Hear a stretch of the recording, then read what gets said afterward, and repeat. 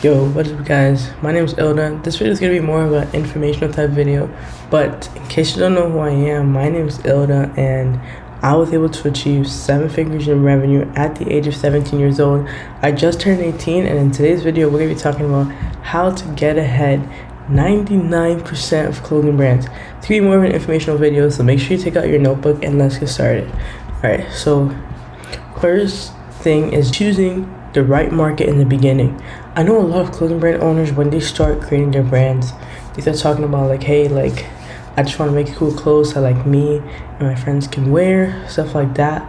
But if you're really trying to be strategic and grow a brand from a $0 to a 7-figure business, you need to know exactly who you're going for, your customer avatar, and avoid going into small niches.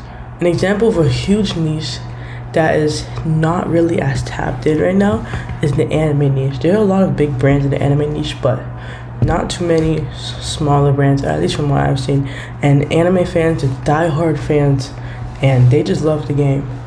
I mean, not the game, watching anime and whatnot. So yeah, whenever you're creating your brand, you need to know and address your customer avatar. Your customer avatar is pretty much an example avatar of the type of person who would wear and rock your clothes and why. How old are they? What are they into? What clothes do they like? What shows do they like? What do they like specifically about this clothing, etc.? What are their values? What are they most likely to be politically? Stuff like that. So there's 2 types of models, which are drop and evergreen models. So drop model is pretty much what most clothing brands do nowadays, is that like they close their site, they put the website password, and they're like, hey, we're promoting these clothes and you're gonna be able to purchase them at the 14th of this month. And yeah, and they pretty much do all their content up to the drop, and then drop day, you know, they have this big day, they have like 100k in a day, and or like 50k, whatever, and that's their revenue for the whole drop period. You're a fan of the evergreen model because evergreen's more consistent, there's more data to go off of, and it's easier to track inventory, but we'll get into that in a second. Alright, so when it comes to clothing brands, if you're doing a fast fashion mass market brand, think about like Etiquette. I don't know if you guys heard of that brand, or think about like any brand where the price point is between $60 to $80, which is like a higher end fast fashion brand. You probably should do evergreen. I just think it's easier that way.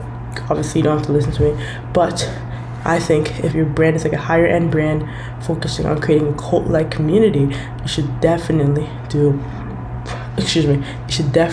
a drop model, because you need that cult-like community to and exclusivity to justify your higher prices, to make the item seem more luxurious and in higher demand. Now, actually, what the real sauce is that you start, in my opinion, you start as a mass market brand.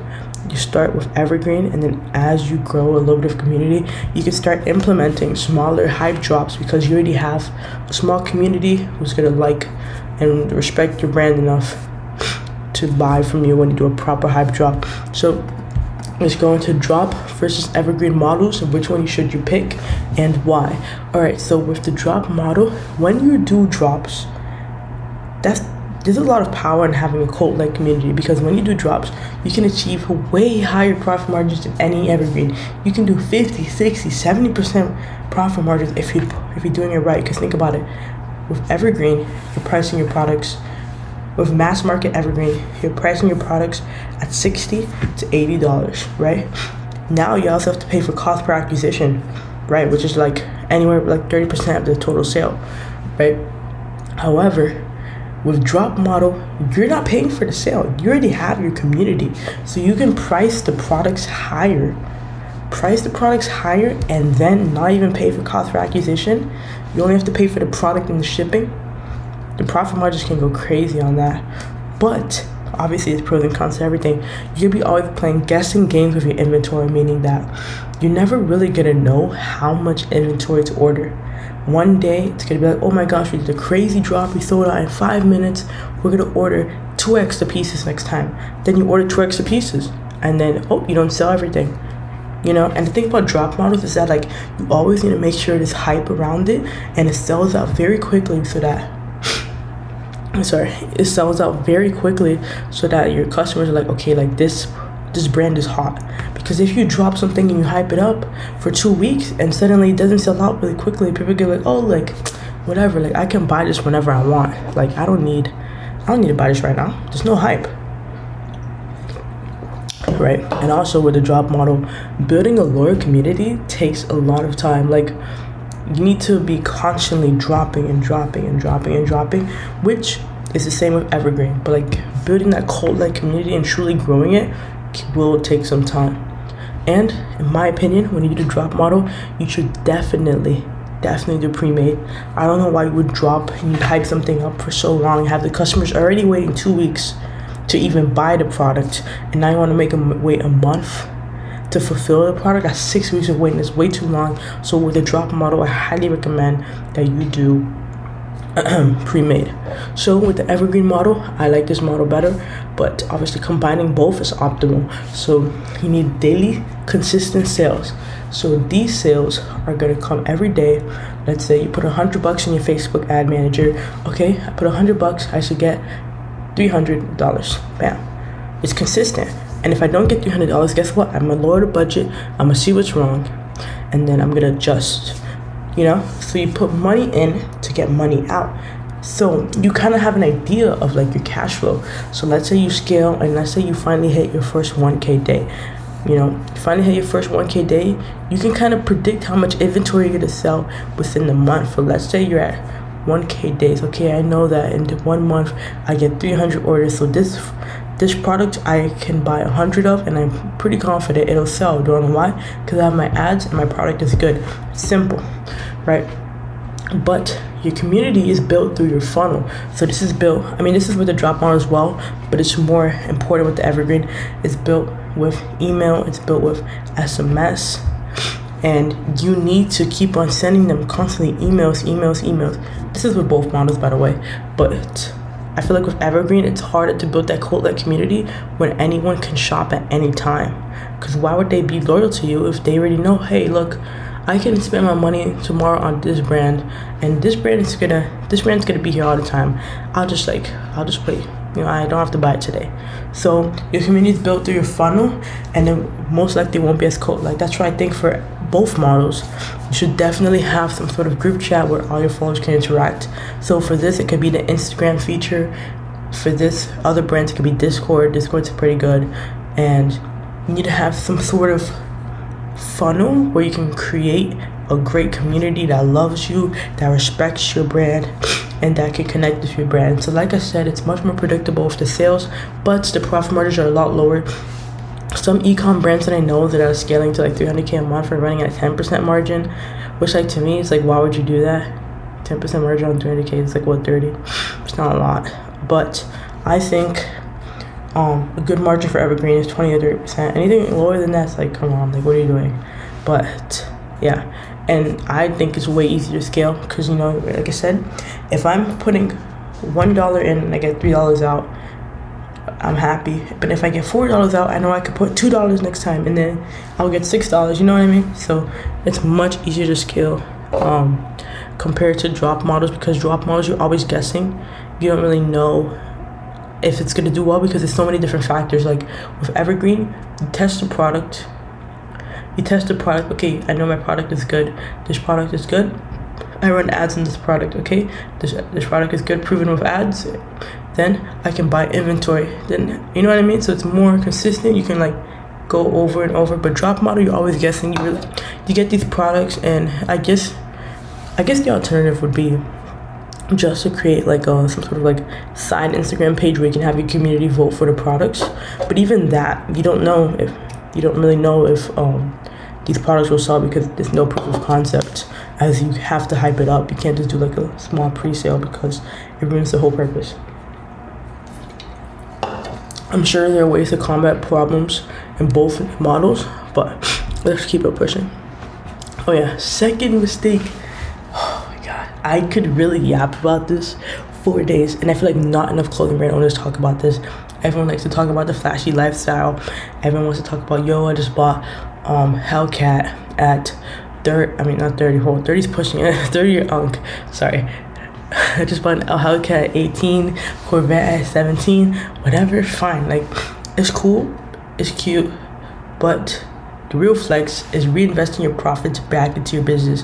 This was the only reason I was able to scale my brand from $16,000 a month in June 2024 to 150K in December, because I reinvested all of my profits back into business. I was not playing any games. I knew that you can lose it as soon as you get it. I've seen so many clothing brand owners fall off. It's just because they get lazy. They stop putting in the work. They don't care about their brand, And I think a lot of people, they don't really know how to handle money.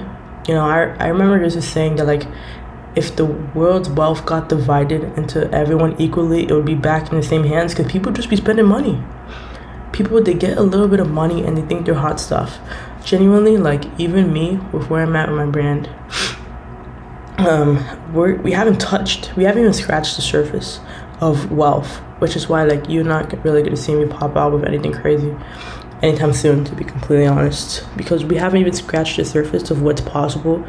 I know so many brand owners. Literally, one of my brand owner friends texted me the other day, and he's like 300K in a drop day. Like, there's truly levels to this, and I think staying grounded and staying humble is one of the most important things you have to be, like, when you're doing e-commerce. Like, if you excuse me again, if you get caught up in the lifestyle, like, you're cooked. Especially if you're doing this as a first gen, like, ever trying an online business. Like, just in the beginning, I think it's strong. Like, up until you're making, like, for clothing, right? Up until you're making like 500K a month consistently, I don't think there's any room to play any games, to be honest. But that's just me, You don't have to listen to me. You can go listen to the person with a car, I guess. Car soon. Anyways, so don't get lost in the sauce after making your first 100K month. It's not a lot of money. Even if you're doing 50% margins, you can still do better. If this is you, genuinely, like, you're in the wrong business, you're better off starting agency or something else where it's like the money is like, you can do 100K month for an agency and have way more room to play around than with closing, obviously. And delaying gratification is super important in any business, but even more in the clothing business, as any dollar you spend can easily triple. And last but definitely not least, go all in on content and product. Like, literally, for Bruce, we are going crazy. I mean, I'm sure you've seen it. We're going crazy with our content. We are posting almost every single day reels. We're going viral a decent amount of times. A lot of people think that the views are fake. You can check the engagement. It's not fake, guys. But yes, go all in content and product. Hire the best people you can afford. You can sell a great product with horrible creatives, but you can't sell a bad product with great creatives. So go crazy on both. Go crazy with the product. Get the best designers you can.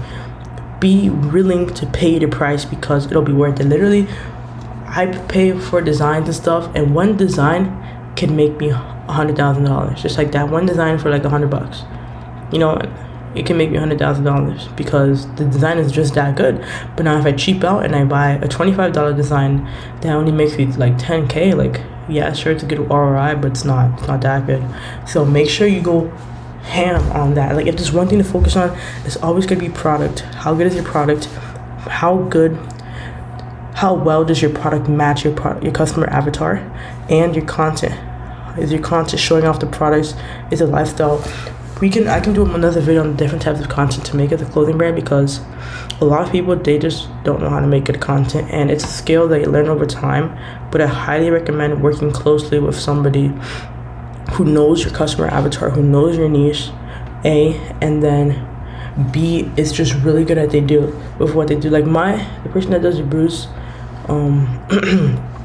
photography, videography, she knows my niche way better than I do, straight up. Like, I won't even lie, like, she's been there, done that more times than I've been there, done that. So it's so important, especially when you're growing and stuff, to hire the right people and hire people who are smarter than you, better than you. For me, it's not that hard, right? Because I literally started this journey, like, I started blowing up like almost a little bit over a year ago, so like it's not too hard to find people who've been in the game, but obviously like it comes with a price. So go all in on content product, be willing to put in the hours, you know, 5-10 hour days honestly are not super unrealistic.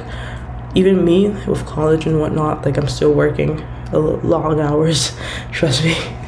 Right? And yeah, so I think that'll be all for this video. Thank you guys for watching. I hope you guys got some value. Whatever you guys want to learn, please put in the comments down below. I'm genuinely here to help. I want to see everyone win and whatnot. Like, this is gonna be very fun. Like, honestly, I started mentoring my first client, and we're getting him sales and stuff. He's texting me, he's like super excited and stuff. So like it just made me realize that like I love seeing other people win and stuff like that. So I really genuinely hope this content helps you. Again, leave a comment, please like and subscribe, and I will see you guys in the next video.